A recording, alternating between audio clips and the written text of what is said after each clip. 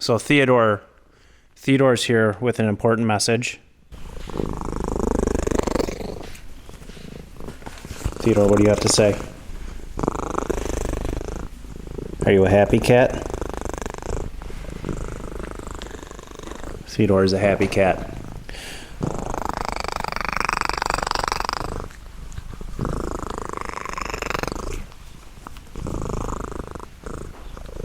So while I've got Theodore here, I'd like to address the elephant in the room. And the elephant in the room is that not all of you are subscribed. I get a lot of people that watch my videos that aren't subscribed, and that's okay. I'm not mad at you. As long as you're watching, it makes me happy. But if you've watched more than one of my videos, are you okay? I would appreciate it if you did hit that subscribe button. And if you do like watching my videos, if you enjoy them, make sure you hit the like button too. It really helps my channel out with the algorithm. The more people that hit that like button and interact and leave comments and stuff like that, it actually tells YouTube that, hey, we're enjoying this content. We want more people to see this content. And then in return, YouTube will push my content to new viewers. So if you are not new here and this is not your first time, make sure you're leaving a like button. Make sure you're leaving a comment. Make sure you're leaving, I don't know, do you leave a like? I guess. Hit the like button? I don't know. But Theodore wants you to do it, right, Theodore?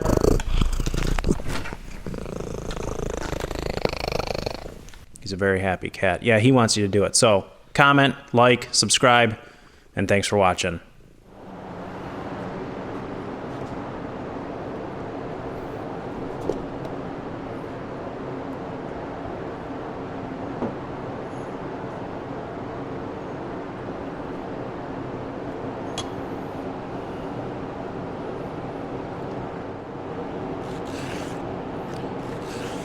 So we got a big day of firewood tomorrow.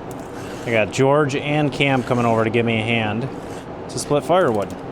So tonight, well, it's tonight for me, I don't know what time of day it is for you, we are going to prepare for doing this firewood. I'll take you through all the steps I go through for doing firewood, which essentially for me, at this time of year, because I haven't done firewood with my RuggedMade log splitter in a couple months.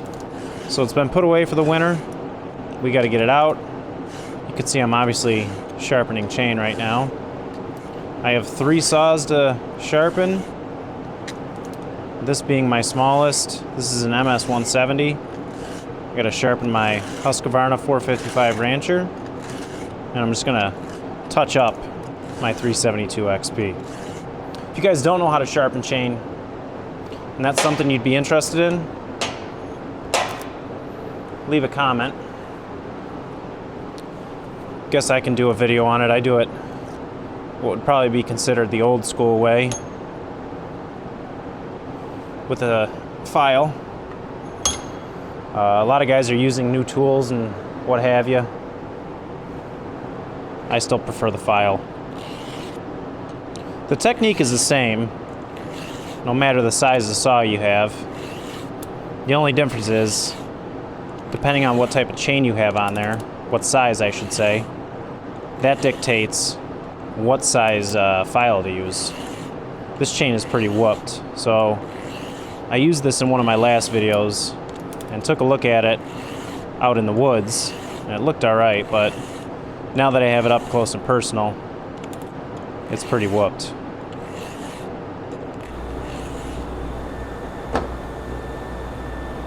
And anytime you sharpen a saw, you just want to hit the rakers a little bit.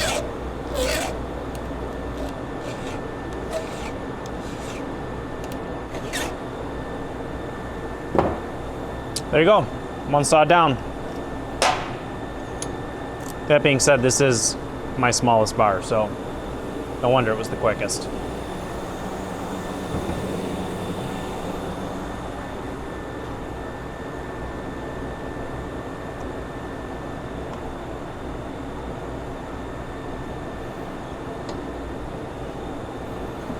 This is my 455 Rancher.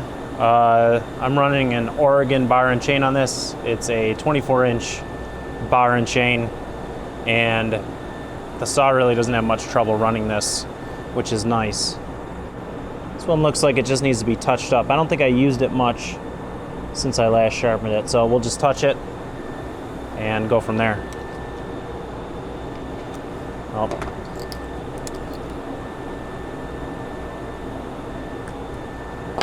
I paint pen where I start, that way I know where I've started.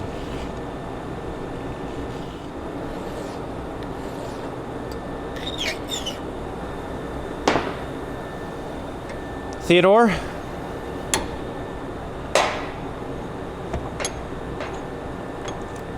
Okay, 2 down, 1 to go.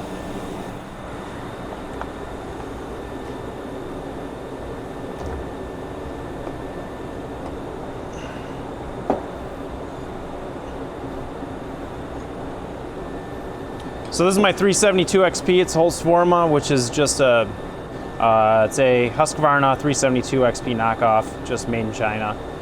I've run this saw for at least a year now with no issues. I run a 28-inch Oregon bar and chain on it, and it rips. This one just needs to be touched. If you guys saw my last video, or one of my last videos when I was using this, you saw that the saw kept getting hung up in the wood.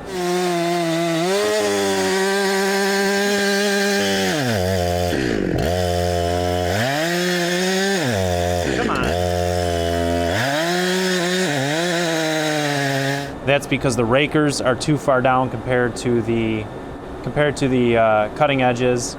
The saw is trying to take too big of a bite out of the wood at once. Theodore, knock it off. This is why I can't have my napkins out. All right, let's get to sharpening. What size is this?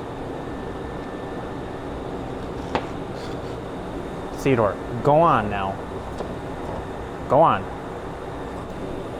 Mark where we start. So I'm not going to touch the rakers on this one at all. I'm just going to hit the edge and get it filed up.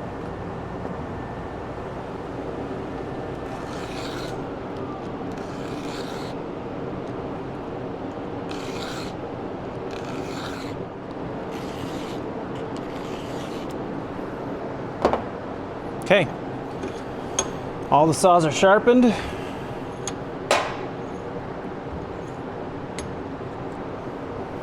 Now we got to fill them all up. Generally speaking, this is where I make the biggest mess. Get this out of the way. If you guys follow any of my videos, you should know what that zip tie is. If you don't, it's the cheapest possible firewood marker you can have. It's a zip tie. All right. Didn't spill any gas. Let's see if we can do the same thing for the bar oil. Theodore, you are not going to be helping me with the bar oil. You're going to get oil all over you. Now look what you did. You got oil all over your side. You're going to lick it, and you're probably going to get seriously ill. All right, 1 saw down with no spilling. We're off to a good start. Okay, 2 saws down without spilling. Probably jinx myself for the 3rd. All right, all 3 saws successfully filled. All right, we got to get them on the ATV now. And the one thing I don't like about this new ATV is its lack of storage/rack space.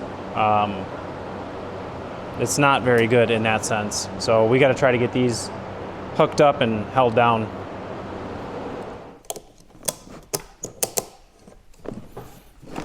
Doesn't need to be pretty, just needs to be functional.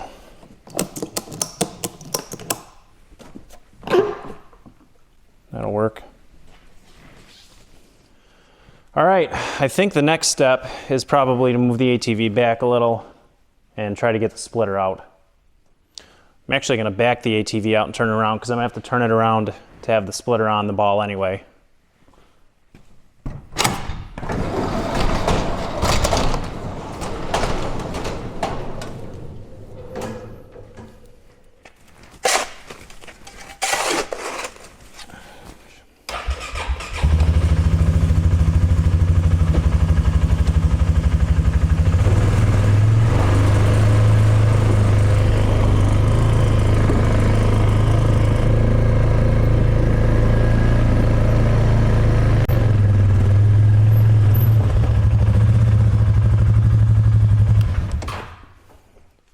we got to try to get the splitter out, see if that runs.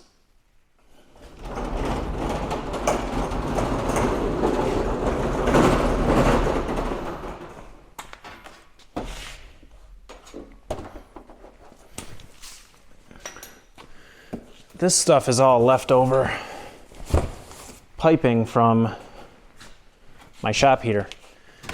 If you didn't know, I have a Linear waste oil heater, which burns used motor oil, and that's what heats my shop. So a lot of times in my videos when I'm working in my shop, you're gonna hear a humming in the background, and you might say to yourself, wow, that Elliott guy from Everything Elliott has some really poor audio. That's not, ow. That's not true. I have decent audio. It's not great, but the humming you hear is my shop heater. Ugh.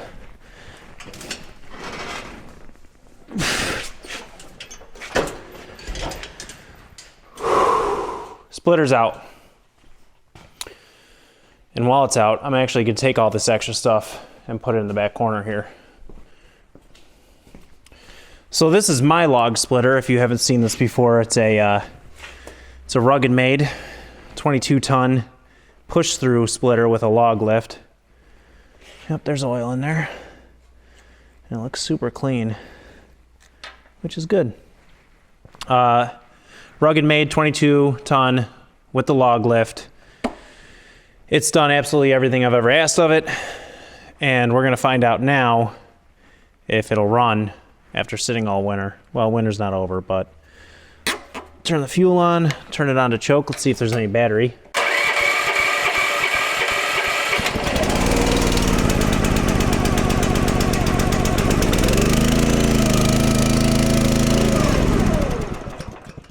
All right, that was my fault. I turned the throttle down too far.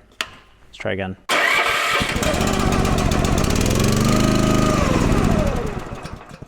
I want it just to idle down.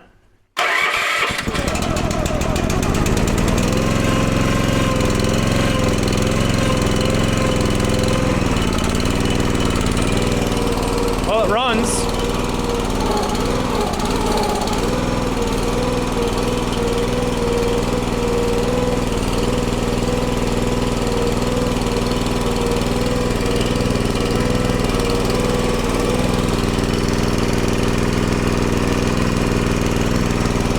Turn the fuel back off because it's going to be sitting overnight.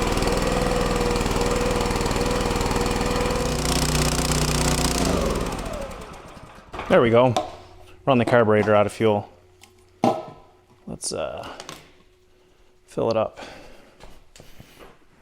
I'd rather fill it up in the shop than out in the woods. Man, this thing's thirsty. Okay, fueled up. So I have never pulled this splitter behind this ATV before. And honestly, I've only pulled it behind my old TV like once. This thing's pretty heavy. There we go. Okay.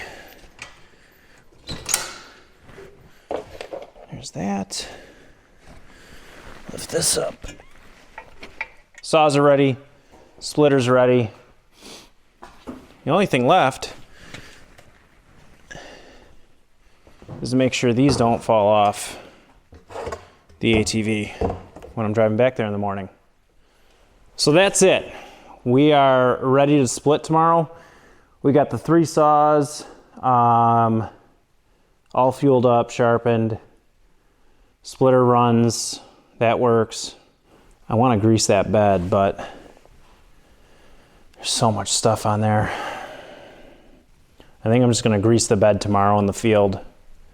It's just, I'll get everything greasy if I try to do it now. So we're not going to do it now.